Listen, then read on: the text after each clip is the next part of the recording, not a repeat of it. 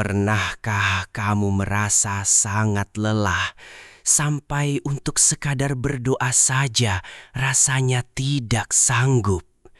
Di saat seperti itu, seringkali yang muncul pertama kali bukanlah ketenangan, melainkan rasa bersalah yang amat dalam. Kita merasa berdosa, merasa menjadi hamba yang buruk karena seolah-olah menjauhi Sang Pencipta. Namun, mari kita berhenti sejenak. Jangan merasa bersalah dulu. Perasaan malas atau berat dalam beribadah itu adalah sebuah hal yang sangat manusiawi. Sebuah fase yang sering disebut sebagai kelelahan spiritual.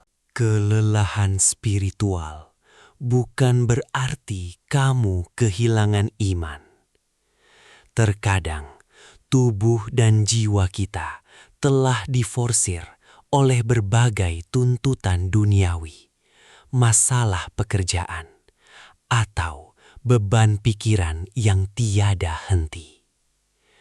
Menurut ajaran agama yang penuh hikmah, Tuhan sangat memahami batas kemampuan hamba-Nya.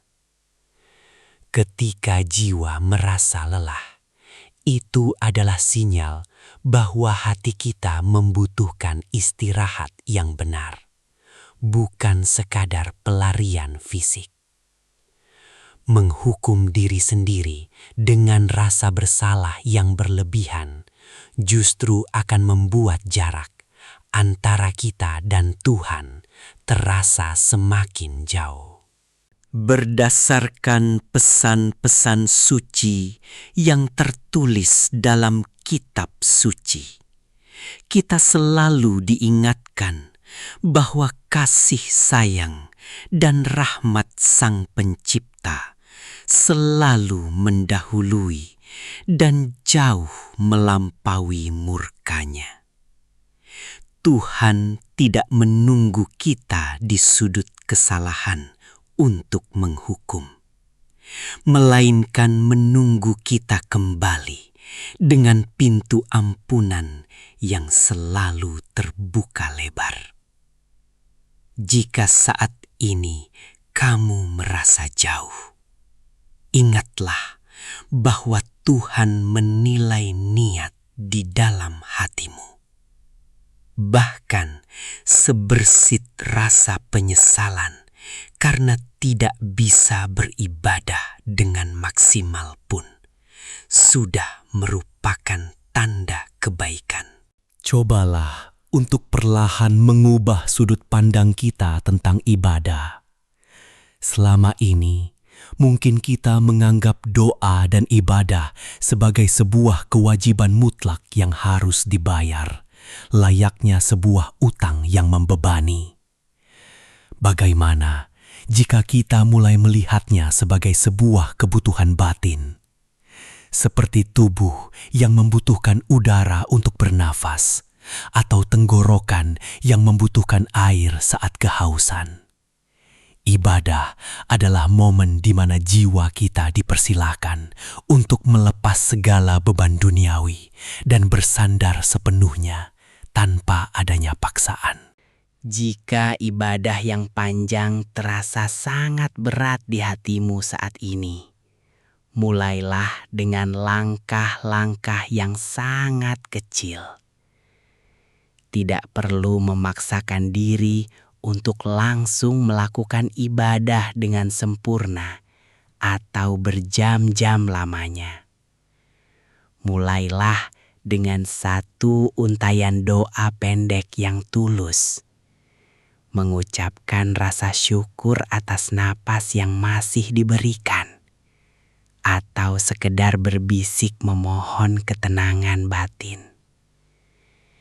Berdasarkan ajaran agama yang penuh kasih, amalan yang kecil namun dilakukan dengan hati yang konsisten, jauh lebih dicintai olehnya. Tujuan utamanya adalah menemukan kembali rasa rindu kepada Sang Pencipta. Ingatlah bahwa rindu tidak bisa dipaksakan. Rindu hanya bisa ditumbuhkan secara perlahan. Saat kita mulai menyadari betapa banyak perlindungan dan nikmat yang Tuhan berikan setiap detiknya, bahkan di saat kita sedang berpaling atau merasa malas, perlahan rasa cinta itu akan mekar kembali. Kita akan mulai rindu untuk bercerita, rindu untuk mengadu, dan rindu untuk merasakan pelukan tak kasat mata dari Yang Maha Penyayang. Ketahuilah bahwa iman di dalam dada manusia memang memiliki sifat yang fluktuatif, kadang naik dan kadang turun. Itu adalah sebuah siklus alami yang dialami oleh banyak tokoh spiritual dan setiap manusia yang hidup di bumi ini. Jangan biarkan masa turunnya iman ini membuatmu berbalik arah selamanya. Jadikan fase kelelahan ini sebagai ruang tunggu sejenak untuk memulihkan energi spiritualmu.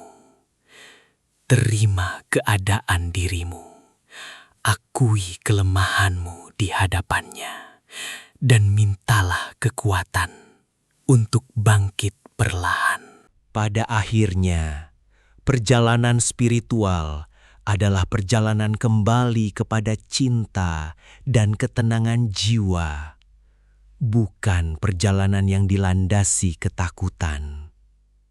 Jika hari ini kamu sedang merasa sangat malas dan lelah beribadah, tariklah napas yang panjang. Maafkan dirimu sendiri. Lepaskanlah rasa bersalah yang membelenggu itu. Tuhan tahu kamu sedang berjuang dengan batinmu yang lelah. Istirahatkan pikiranmu, dan percayalah, pintu hatimu akan kembali terbuka perlahan untuk menyambut rindu kepadanya dengan versi dirimu yang lebih damai.